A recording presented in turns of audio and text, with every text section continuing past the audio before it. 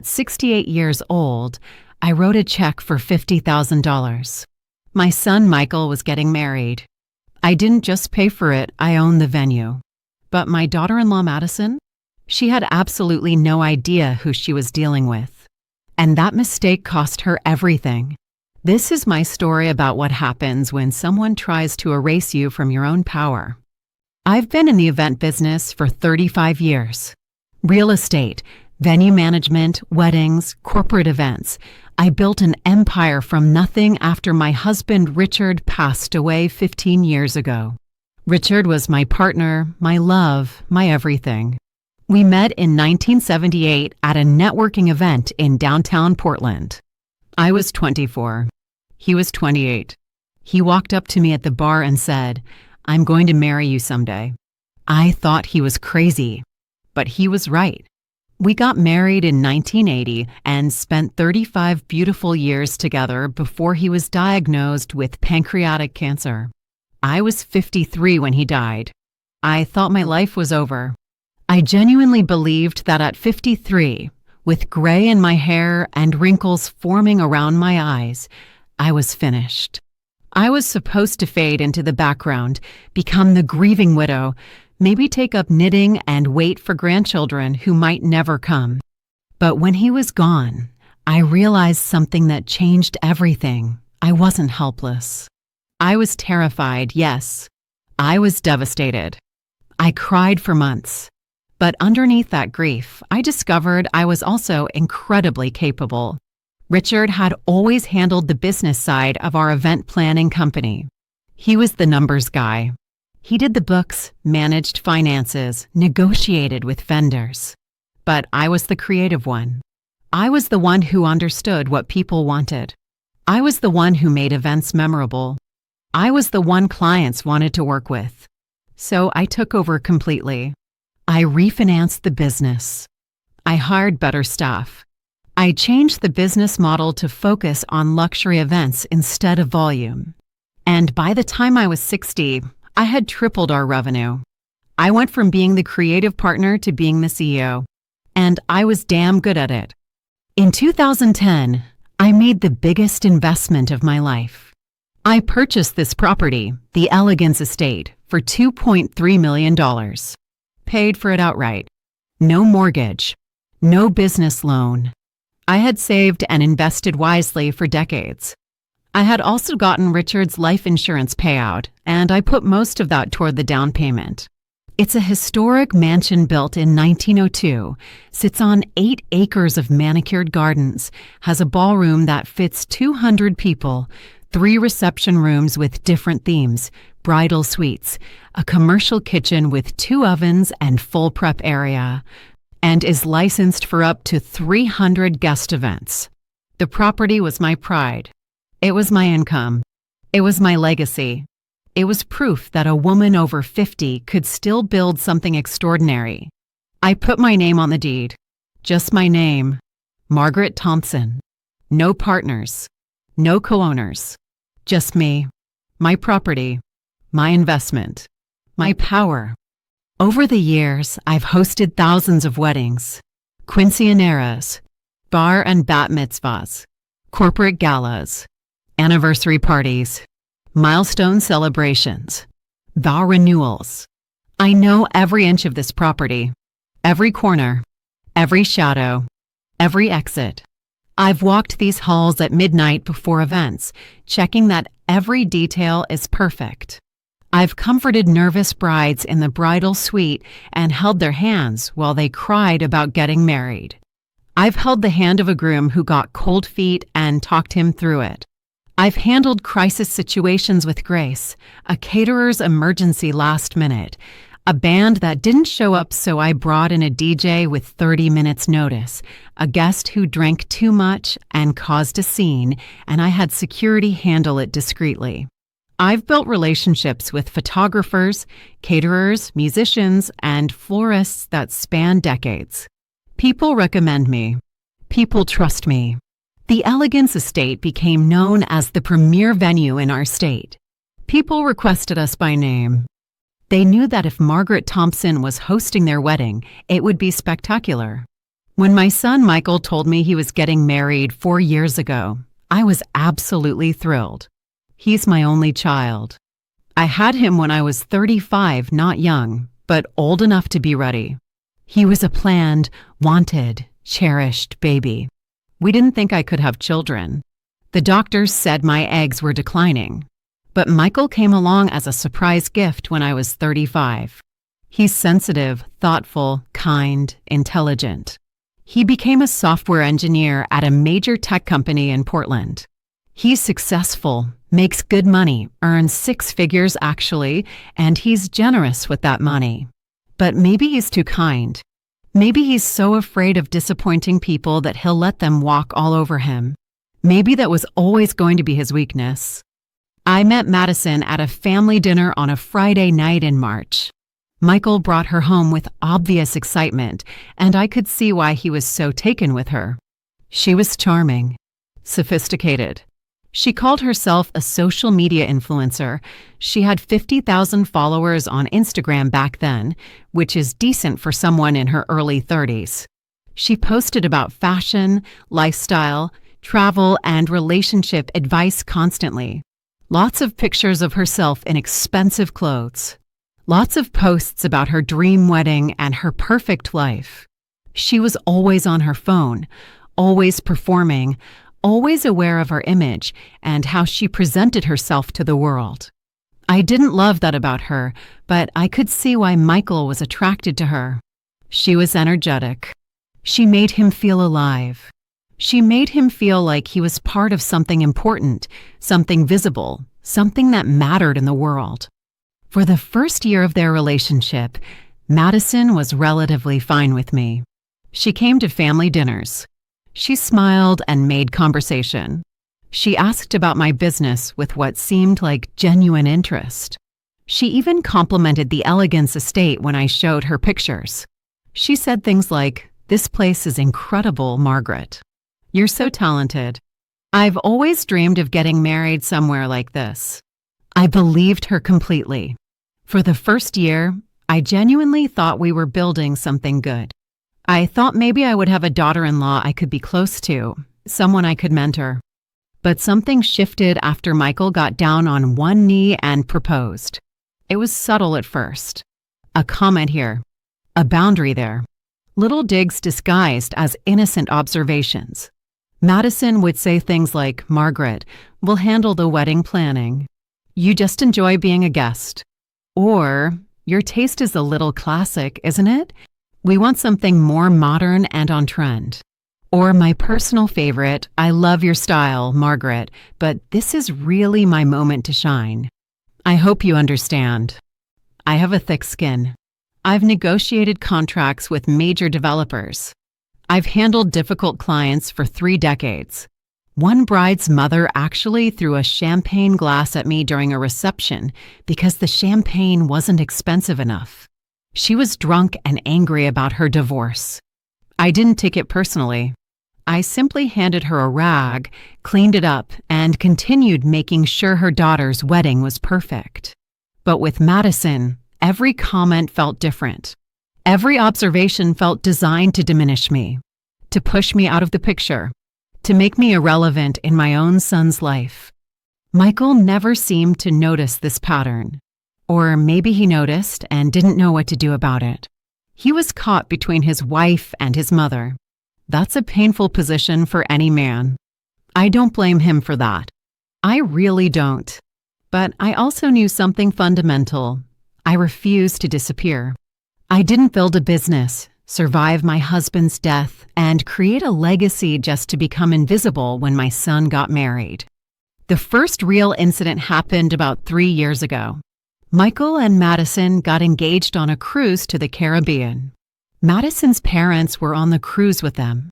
My parents passed away years ago. My father when I was 30, my mother when I was 55. I wasn't invited to the cruise. I wasn't there for the proposal. Michael called me afterward from the ship's satellite phone. He sounded happy and excited, but he also sounded a little sorry that I'd missed such an important moment. I told him, "Baby, I'm just so happy you're happy. I'm so proud of you, and I can't wait to help you plan this beautiful wedding. And I meant every single word of that. But inside, something shifted. I realized this wedding wasn't going to be what I hoped it would be. I had imagined Michael's wedding as a moment where I could celebrate not just him, but everything we'd built together as a family. A moment where I could show the world that my son turned out to be a good man. But I was starting to realize that this wedding was going to be about Madison's dream. Not Michael's. Not ours. Madison's. Around that time, Madison started asking for things. First, it was small things. Can you give us $50,000 toward the wedding, Margaret? We want it to be really special. We want the best of everything. I said yes immediately. Not because I couldn't afford it, but because that's what mothers do. We show up. We invest. We believe in our children's futures. We sacrifice. It's what we're supposed to do. But what I didn't realize was that I was being tested. Madison was testing my boundaries systematically. She was seeing how much she could extract from me before I would push back. And I was failing every single test. Madison started taking control of absolutely everything. The guest list, the menu, the flowers, the music, the photography style, the invitation design, everything. And with each decision, I was consulted less and less. It started with, "What do you think, Margaret? We value your opinion." That lasted about 3 weeks. Then it moved to, "Here's what we've decided, Margaret." Then it moved to me finding out after the fact that decisions had been made without me even knowing. I tried talking to Michael about it. I said, "Sweetheart, I'd love to help with some of the planning. I have 35 years of experience with venues, with weddings, with creating beautiful moments.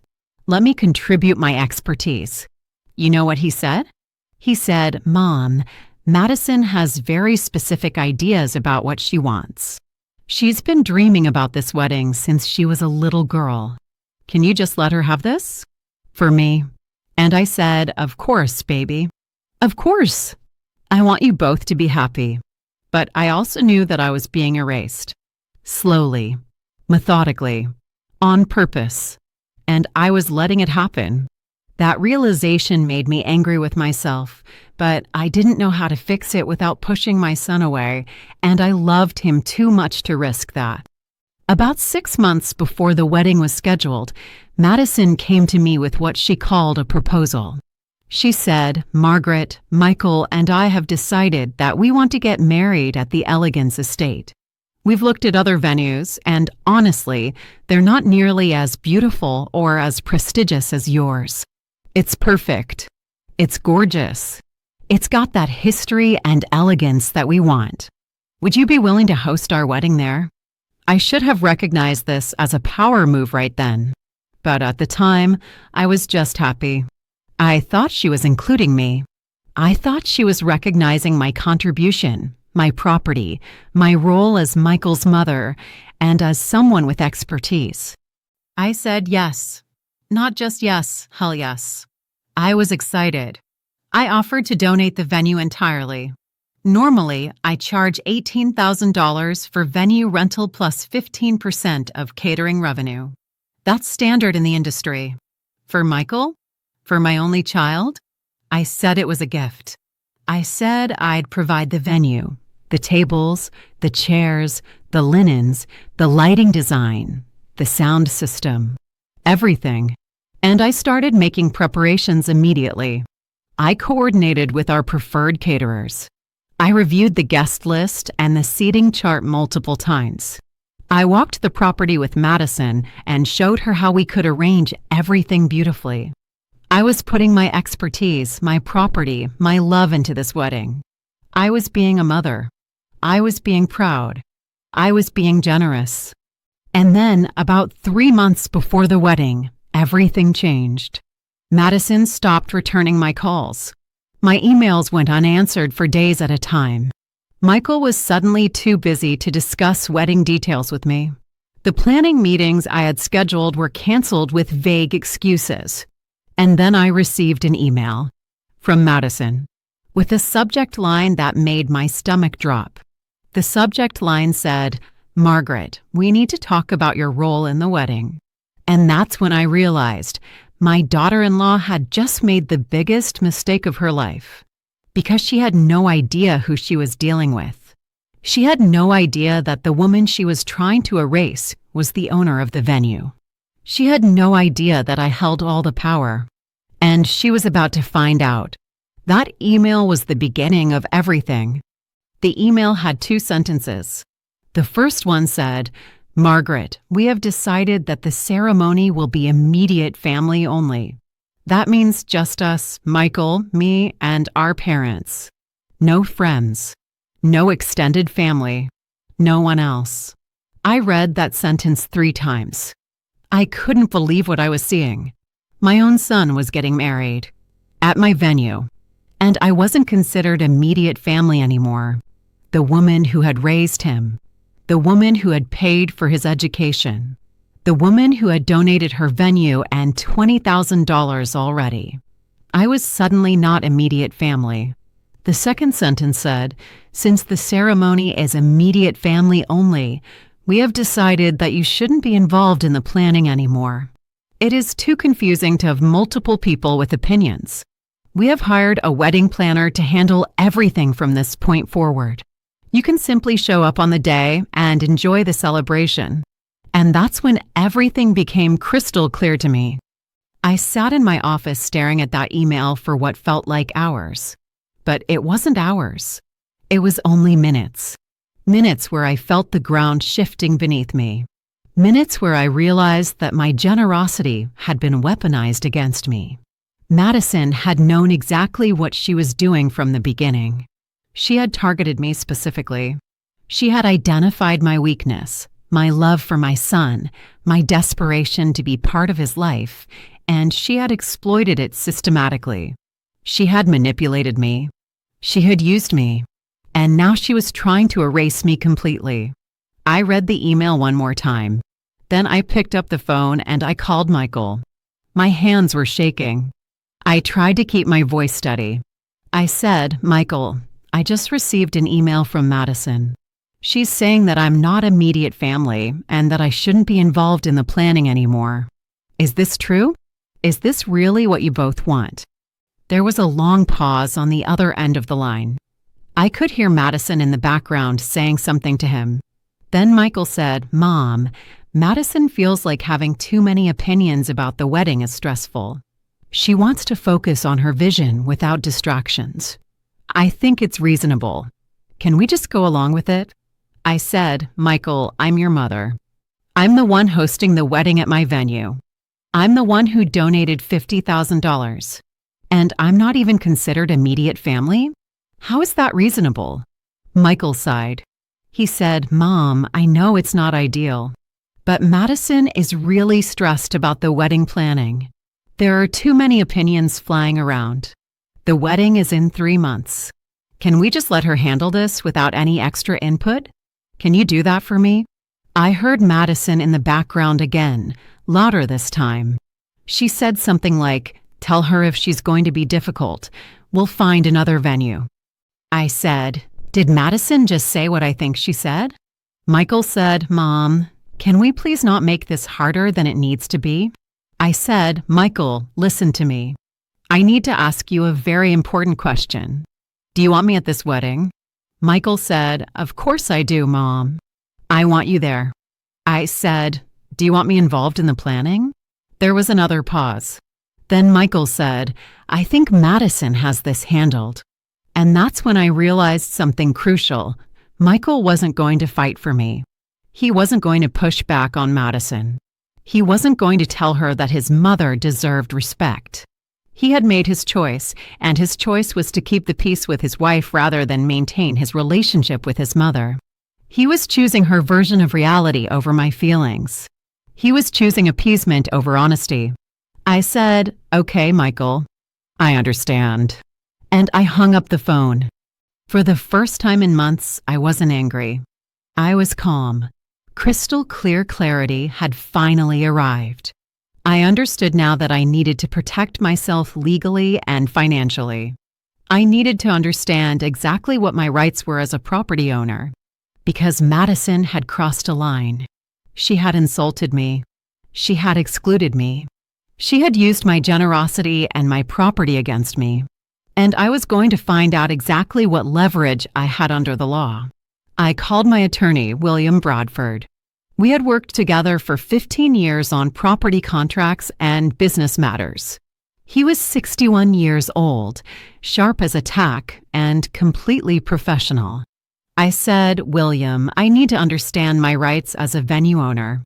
My son is getting married at my property, and my daughter-in-law has decided I'm not welcome to be involved in the planning.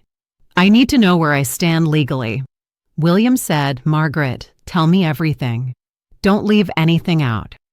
I told him about the engagement, the $50,000 donation, the offer to host at no charge, the emails, the exclusion, Madison's comment about finding another venue. I told him about Michael's weakness. I told him about feeling erased. William listened carefully without interrupting. When I finished, he said, Okay, Margaret. Here's the situation as I understand it. First of all, you own the venue. That's not negotiable. That's your property. Second, if a wedding planner is being hired without your knowledge or consent to work at your venue, that's a problem. You need to be involved in any contracts related to your property. Third, Madison's comment about finding another venue is actually good news for you. I said, How's that good news? That sounds like a threat. William said, Because it means she knows she needs your property. She chose your venue specifically. She knows it's the best option available. That's leverage. I said, But it's my son's wedding. I don't want to make trouble or create conflict. William said, Margaret, I'm going to say something, and I want you to really hear this. Making trouble and protecting yourself are two completely different things. You are not making trouble. You're protecting your property, your finances, and your dignity. Those are legitimate concerns. Let me ask you a question. Do you have a standard venue contract that people sign when they book? I said, of course. $18,000 plus 15% catering, or in this case, nothing because they're family. William said, Okay, but was a contract signed? Even for family? I paused. I said, No. I never asked Michael to sign anything.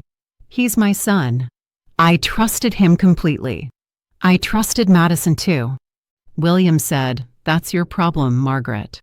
You didn't put anything in writing. You didn't establish clear terms. You didn't protect yourself. But here's what we're going to do now. I'm going to draft a letter to Michael and Madison outlining the terms of the venue usage and your rights as the property owner. This letter will serve multiple purposes. 1, it will protect you legally. 2, it will remind them that this is your property and there are rules. 3, it will establish a paper trail if this situation escalates further. I said, Will that make me look like the bad guy? Will it seem like I'm trying to take over the wedding? William said, Margaret, let me ask you something very important. Are you more concerned about being perceived as the bad guy, or are you concerned about protecting your property, your investment, and your dignity? I didn't answer immediately. I was thinking about all the times I had put my needs second, all the times I had let Madison push me around and make me feel small, all the times I had told myself to keep the peace and be the bigger person. William continued, because here's what I'm seeing objectively. You own a multi-million-dollar property. You've donated $50,000 out of your own pocket. You've volunteered your time and expertise for months. You've been completely generous. And now you're being told you're not welcome. You're being excluded from your own venue. That's not keeping the peace, Margaret. That's erasing you. That's making yourself invisible. And I will not help you do that to yourself. I said, Okay, William. You're right. Send the letter. William said, I'll send it tomorrow. But Margaret, I want you to understand something important. This letter is going to upset Madison. She's going to see it as a threat. She's going to tell Michael that you're being unreasonable. She's going to try to manipulate the situation and make you look like the villain. Are you prepared for that? I said, she already blames me for existing. What's one more thing?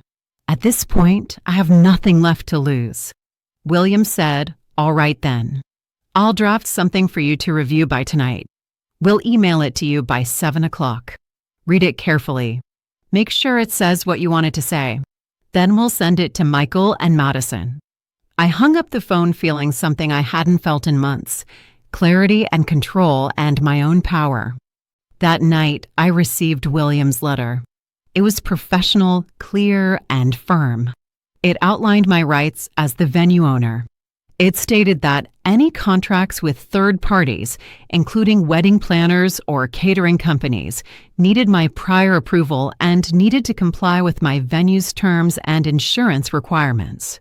It stated that as the property owner, I had the right to establish the parameters for the event to protect my property and ensure liability coverage. It was not threatening. It was not cruel. It was not mean-spirited.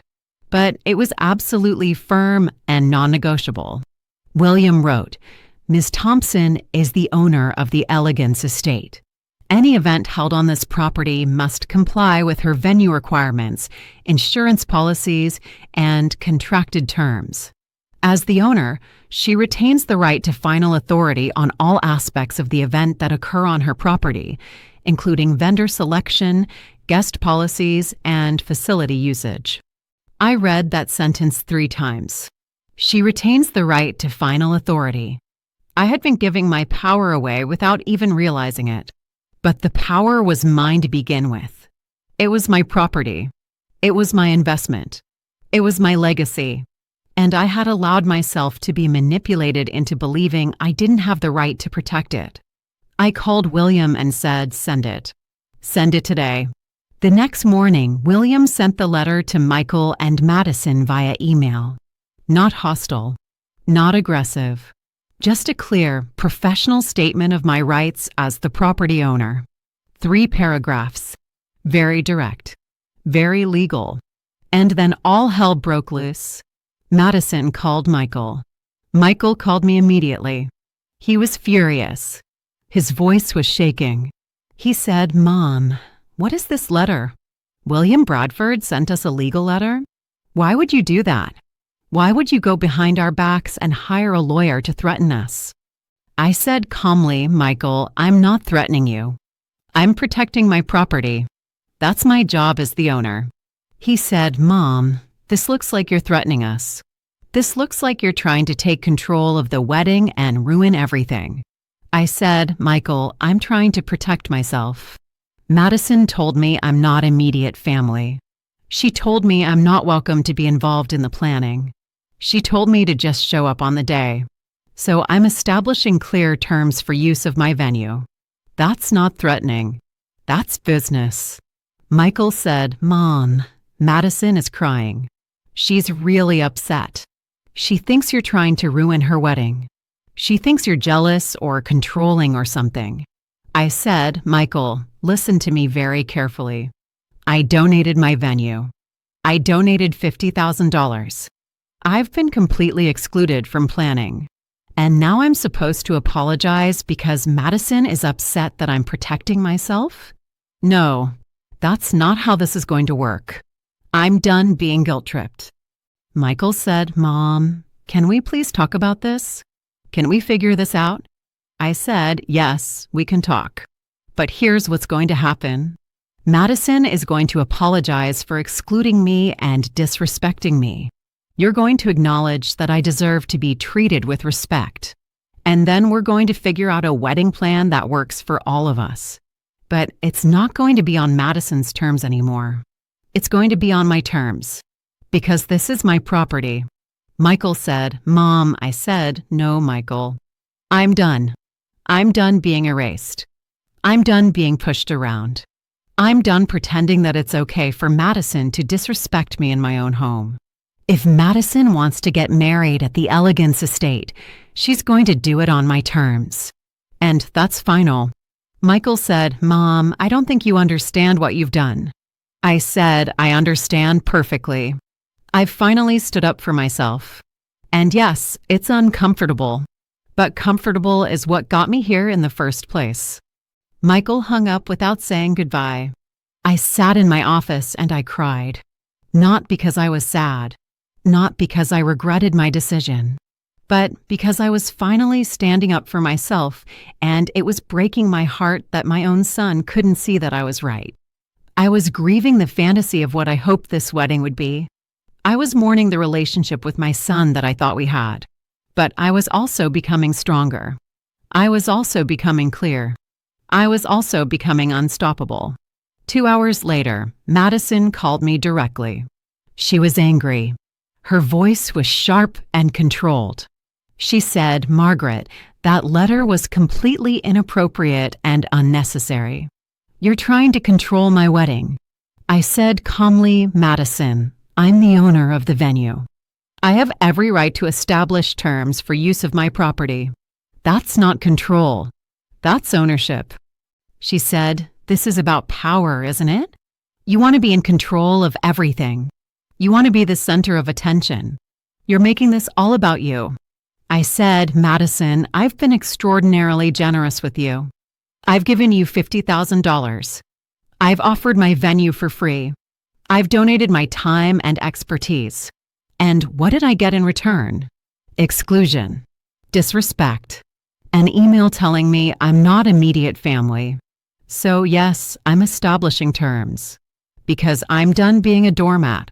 Madison said, "Well, if you're going to be like this, we can just cancel the wedding at your venue and book somewhere else." And that's when I said something I had been thinking for a while. I said, "Madison, that's actually an excellent idea. You go ahead and do that, because I don't think I want you getting married at my property anyway. I've looked at this situation from every angle. I've tried to be understanding. I've tried to be generous. And all I've gotten in return is treatment like I'm invisible. So here's what's going to happen. You're going to cancel the wedding at the Elegance estate. Michael is going to refund my $50,000. And we're going to end this situation before it gets any worse." Madison said, "You can't do this. You can't just cancel my wedding." I said, "Actually, Madison, I can. I'm the owner of the venue. I can deny use of my property to anyone I choose. And I'm choosing to deny it to you." Madison said, "Michael won't let you do this." I said, "Michael doesn't have a choice. It's my property. It's my decision. And I've made it. Goodbye, Madison." And I hung up the phone. For the next hour, I sat in complete silence. I had just canceled my son's wedding. I had just made an enemy of my daughter-in-law. I had just established a boundary so firm and so clear that there might be no coming back from it. But I had also just taken my power back. I had also just refused to be invisible. I had also just chosen myself. The phone rang. It was Michael. He said, "Mom, what did you say to Madison?" "She's hysterical. She's saying the wedding is canceled." I said, "I told her the wedding is canceled at my venue." He said, "Mom, you can't do that. You can't just unilaterally cancel her wedding." I said, "Michael, yes, I can." And I did. "Your wedding is no longer scheduled at my venue." He said, "Mom, please. We can work this out. Madison and I didn't mean to hurt you. We were just trying to plan a wedding without too much interference." I said, "Michael, listen to me. I love you. I will always love you. But I will not be treated the way Madison has been treating me. So here's what's going to happen. You and Madison are going to have a conversation. A real conversation. You're going to acknowledge that I deserve respect. You're going to acknowledge that I deserve to be treated as family, not as an outsider. And then we're going to figure out a wedding plan that works for all of us. But it's not going to be like this. Not anymore." Michael said, "Okay, Mom. Okay, I'll talk to Madison. I'll explain things to her. Can you give me 24 hours? Can we please not do this right now? I don't want to have my wedding at war with my mother." I said, "You have 24 hours, Michael." I'll expect to hear from you by tomorrow at this time. After that, the wedding is off my property for good." Michael said, "Okay, Mom. Thank you. I know I messed up. I know I should have stood up for you. I'm sorry." I said, "I know you are, sweetheart. I know you are." And I hung up the phone. That night, I sat with William Bradford via video call. He reviewed everything that had happened. He said, "Margaret, you've done exactly the right thing. You've established your authority. You've made clear that this is your property and your decision. Now Madison and Michael have a choice to make. They can either treat you with respect and have a wedding at your venue, or they can find somewhere else to get married." I said, "What if they choose somewhere else?" William said, "Then you'll have protected yourself financially and legally. Your $50,000 donation can be addressed in a separate conversation. But more importantly, you'll have protected your dignity. And Margaret, that's priceless." I said, "What happens if they come back and apologize?" William said, "Then you have the power to decide whether to reinstate the wedding. You're in control. Not Madison. Not Michael. You. That's the point." I said, "I don't want to be in control. I just want to be respected." William said, "Then tell them that. Tell them exactly what you need to see in order to move forward. And let them decide if they're willing to do it." The next morning, Michael called. He said, "Mom, I talked to Madison. She's very upset about the letter from William. She feels attacked. But I've explained to her that you have every right to protect your property. And I've told her that I'm not going to plan a wedding without my mother involved." I said, "What did Madison say to that?" Michael said, "She said she doesn't want you involved because she thinks you'll try to take over." I said, "Michael, I don't want to take over. I want to be part of the planning. I want to share this moment with you. I want to be respected as your mother and as the owner of the venue. That's all I've ever wanted." Michael said, "I know, Mom. I understand now. Madison is having a hard time accepting that she can't just dictate everything. But I'm going to help her understand. I'm going to tell her that you're part of this whether she likes it or not. Because you're my mother." I said, "Okay, Michael. When can we meet?" Michael said, "How about this evening? Madison and I can come to the venue. We can meet with you and maybe William Bradford too. We can figure this out together." I said, "Okay, Michael. Come at 6 o'clock. We'll meet in my office." And that's when everything started to shift. That's when my son finally chose me. At 6 o'clock that evening, Michael and Madison walked into my office at the Elegance Estate. William Bradford was there with me. Michael looked exhausted. Madison looked angry and defensive. I said, "Thank you for coming. Let's talk about what needs to happen here for us to move forward." William said, "Michael, Madison, thank you for meeting with us. Margaret has asked me to be here because this situation has legal implications. Let me be clear about something. This property belongs to Margaret Thompson. She has every right to determine who uses it and under what circumstances. The letter I sent was not a threat. It was a statement of her legal rights as the property owner.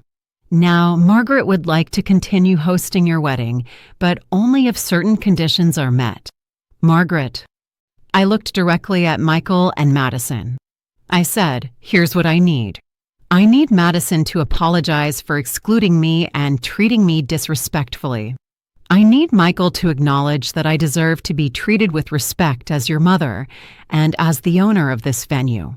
I need you both to understand that I'm a stakeholder in this wedding because it's my property, my investment, and my expertise. And I need to be involved in the planning from this point forward. If you can agree to those terms, we can move forward and create something beautiful together. If not, the wedding is canceled at this venue, and we need to discuss the $50,000 donation I made." Madison immediately said, "I'm not apologizing. I haven't done anything wrong. You're being controlling and unreasonable." I said calmly, "Madison, you excluded me from my own venue. You told me I'm not immediate family. You hired a wedding planner without consulting me. You threatened to find another venue. Those are disrespectful and hurtful actions. So either you apologize sincerely or we're done here. This is not negotiable. Michael said, Mom, Madison is sorry. She just doesn't know how to express it properly. I said, Michael, if Madison is genuinely sorry, she needs to say it. I need to hear it from her mouth. I need her to take responsibility for her actions. I'm not interested in excuses or interpretations. Madison looked away. She crossed her arms defensively. She didn't say anything. The silence was deafening. I said, okay then. This conversation is over. You have 48 hours to either cancel the wedding at my venue or to return my $50,000 donation in full. After that, I'm moving forward with the cancellation myself. You'll need to find another venue, and you'll owe me the money. Those are your options. Madison said, You can't do this. This is extortion. I said, Actually, Madison, I can. And I am. This is my property. I own it completely. And I will not allow it to be used by people who disrespect me. So make your choice. Madison stood up abruptly and walked out of the office, slamming the door behind her. Michael stayed. He looked devastated. He said, Mom, I'm so sorry. I should have defended you from the beginning.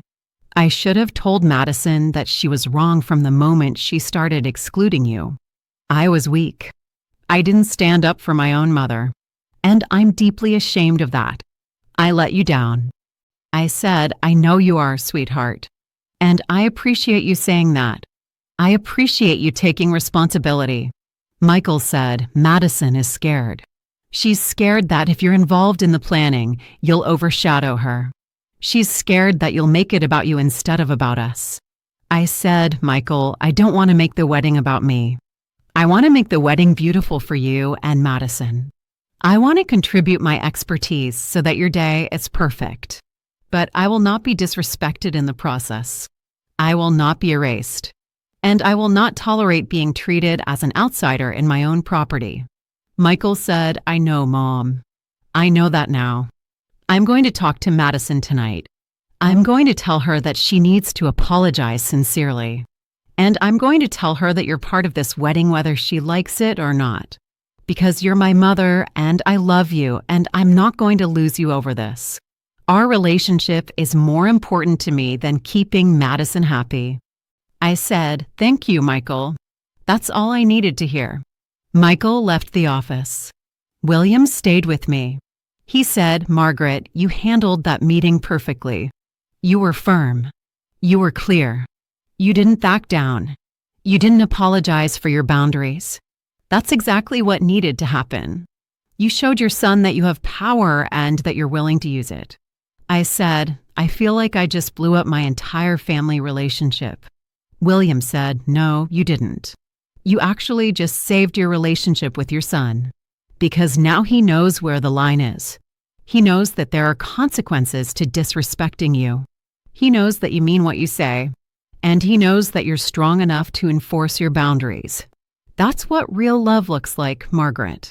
It's not weakness and accommodation. It's strength and honesty. The next morning at 9 o'clock, Michael called. He said, Mom, Madison wants to meet with you. She wants to apologize. She's been crying all night. She didn't sleep. She finally understands what she did. I said, Okay, when can you come? Michael said, Can we come by the venue this afternoon? Around 2 o'clock. I said, Yes. Come at 2 o'clock. We'll talk then. At 2 o'clock exactly, Michael and Madison came to my office. Madison looked like she hadn't slept. Her eyes were red from crying. She looked genuinely remorseful. She said, Margaret, I'm so sorry. I'm sorry for excluding you. I'm sorry for being disrespectful. I'm sorry for making you feel unwelcome in your own property. I was completely wrong. I was wrong about all of it. I said, Why were you scared, Madison? Help me understand. Madison said, I was scared that you would judge me. I was scared that you would think my ideas weren't sophisticated enough. I was scared that if you were involved, you would take over and make it your wedding instead of mine. I was scared because my own mother was never supportive of me, and I was projecting that onto you. I realize now that you were never trying to control me. You were trying to help me. And I repaid your generosity with cruelty. I said, I appreciate you being honest with me. That takes courage. And I accept your apology. Madison said, I don't deserve your forgiveness, but I'm asking for another chance. I want to start over. I want to work with you. I want your input. I want your expertise. I want to learn from you. I said, okay. Thank you for apologizing, Madison. That means everything. And yes, I accept your apology. Let's start fresh. Michael said, Mom, we'd like you to be involved in the planning. We'd like your input on every decision. We'd like your expertise. We'd like you to be an equal partner in creating this wedding. We want you to be part of this family moment. I said, okay, then let's do this together. Let's plan this wedding as a team, as a family, as people who respect each other. And that's when everything shifted. That's when we became a team instead of enemies. That's when the real magic started to happen. The next 3 months were completely different from the previous months.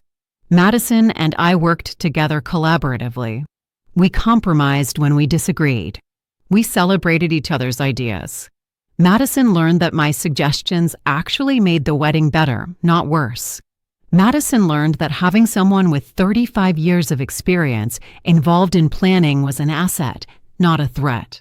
And I learned that Madison wasn't a villain. She was just a scared young woman who was insecure about her own worth. We planned every detail together. I taught Madison about venue logistics. Madison taught me about modern wedding trends. We learned from each other. We grew to respect each other. We developed an actual friendship. The wedding was absolutely beautiful. It was held at the Elegance Estate on a Saturday in June. Everything was perfect. The weather was ideal. The flowers were stunning. The food was delicious. Michael was happy. Madison was happy. I was happy. The ceremony was intimate and meaningful. The reception was elegant and joyful. Photographs were taken. Memories were made. And for the first time in months, I felt like I was not just part of my son's life, but valued and appreciated. A week after the wedding, Michael and Madison took me to dinner at an upscale restaurant. Michael said, Mom, we want to talk to you about something important. I said, okay, what is it? Michael said, Madison and I have been talking a lot. And we realized that we made a huge mistake in how we treated you during the wedding planning. We realized that you were extraordinarily generous and kind, and we repaid that with disrespect and exclusion. We realized that we almost lost you, and we want to make it right. Madison said, Margaret, I want you to know how much I appreciate you now. I appreciate your strength. I appreciate your business sense. I appreciate your wisdom. I appreciate your love for Michael. And I'm deeply sorry that I didn't see those things earlier. I'm sorry I was so blind and ungrateful. I said, thank you, Madison. That means a lot. I appreciate you saying that. Michael said, Mom, Madison, and I want you to know how grateful we are for you. We're grateful that you stood up for yourself. We're grateful that you enforced your boundaries. Because if you hadn't, if you had just accepted the disrespect, we might have lost you permanently. And we don't want that. You're too important to us. I said, I'm grateful for you too, Michael. I'm grateful that you listened. I'm grateful that you heard me. I'm grateful that you chose your mother. And I'm grateful that we're a family again. Michael said, we were always a family, Mom. We just forgot for a while. But you reminded us. I said, I know, but it's good to remember. And it's good to honor that family bond with respect and honesty. That night, I sat alone in my office at the Elegance Estate. The moonlight was coming through the large windows. I thought about everything that had happened over the past months. I thought about the pain of being excluded. I thought about the strength it took to stand up for myself. I thought about the growth that came from conflict. I thought about the power that comes from refusing to be invisible. And I realized something profoundly important. I hadn't just saved my relationship with my son. I had saved my relationship with myself. I had remembered who I was. A woman who built an empire from nothing after my husband's death. A woman who survived tremendous loss. A woman who has the strength to stand up for herself and enforce her boundaries. A woman who refuses to fade into the background. A woman who refuses to be erased. I'm 68 years old. I have gray hair and wrinkles. I have a lifetime of experience and wisdom. I have power and resources. I have 35 years of business expertise. And I will not apologize for any of that. I will not shrink myself to make other people comfortable. I will not disappear just because I'm getting older. I will not accept disrespect. I will not tolerate being treated as an outsider. I refuse to be invisible. 6 months after the wedding, Michael and Madison came to me with another surprise. They said, "Mom, we've been talking and we want to ask you something. Madison is going to take a step back from social media for a while. She wants to transition into event planning. And we'd like to know if you'd be willing to bring her into the business." I said, "Are you serious?" Michael said, "Yes. Madison has learned so much from working with you. She wants to be part of your legacy. She wants to help run the Elegance estate." I said, "Let me ask Madison directly. Madison, is this something you really want? Or is this something Michael is pushing you toward?" Madison said, "Margaret, I'm being completely honest with you. I want this. I want to work in this industry. I want to learn from you. I want to be part of something meaningful. I want to build something that lasts. Working with you these past 6 months has shown me what's possible. It's shown me that I can be so much more than just an Instagram influencer." I said, "Okay, then yes, I'd love to bring you into the business. We'll start slow. You'll shadow me on events. You'll learn the logistics. You'll learn the customer service side. You'll learn how to manage vendors and timelines and expectations. And we'll see if this is really what you want." Madison's eyes filled with tears. She said, "Thank you, Margaret. Thank you for giving me this opportunity." I said, "You're welcome. But understand that this is a real job. I'm going to demand excellence. I'm going to hold you to the same standards I hold myself to. And if you can't deliver, we'll need to have a difficult conversation about it." Madison said, "I understand. And I'm ready for that." And that's when I realized something beautiful. By standing up for myself, by enforcing my boundaries, by refusing to be erased, I didn't lose my family. I actually gained something. I gained respect. I gained a new business partner. I gained a daughter-in-law who respected me. I gained a relationship with Madison that was built on truth and honesty instead of manipulation and resentment. That's the power of refusing to back down. That's the power of standing up for yourself. When you refuse to be invisible, when you refuse to accept disrespect, when you enforce your boundaries, people respect you. They may not like it in the moment. They may be angry. But eventually, if they're good people, they respect you. Over the past year, Madison has become an invaluable part of the business. She brings fresh ideas and social media expertise. I bring experience and customer relationships. Together, we've actually expanded the business. We've increased revenue by 30%. We've taken on more events. We've hired additional staff. And we've created something that's bigger and better than it was before. More importantly, I've created a legacy. My business isn't just about me anymore. It's about passing something on to the next generation. It's about showing Michael and Madison that women build empires. Women lead. Women create. Women have power. At 68 years old, I'm not thinking about retirement. I'm thinking about growth. I'm thinking about impact. I'm thinking about legacy. I'm thinking about the young women who will come after me and see what a woman can build when she refuses to accept limits. My story isn't just about a wedding. It's about understanding your own power. It's about refusing to be made invisible. It's about standing up for yourself even when it's hard. It's about creating consequences for people who disrespect you. And it's about showing the people you love that boundaries are how you show love, not how you push people away. If you're watching this and you're feeling erased by someone you love, I want you to know something. You don't have to accept that. You can stand up for yourself. You can enforce your boundaries. You can refuse to be invisible. And the people who truly love you will respect that. The people who truly love you will listen. The people who truly love you will change when you ask them to. I'm Margaret Thompson. I'm 68 years old. I own the Elegance Estate. I built a multi-million-dollar business. I stood up to my daughter-in-law. I enforced my boundaries with my son. And I refused to be erased. And I'm still here. I'm still powerful. I'm still relevant. I'm still unstoppable. This is my story. This is my truth. And this is my legacy. Subscribe to Women Over 60. We celebrate women who refuse to back down. We celebrate women who stand up for themselves. We celebrate women who refuse invisibility. Because we're not invisible. We're unstoppable.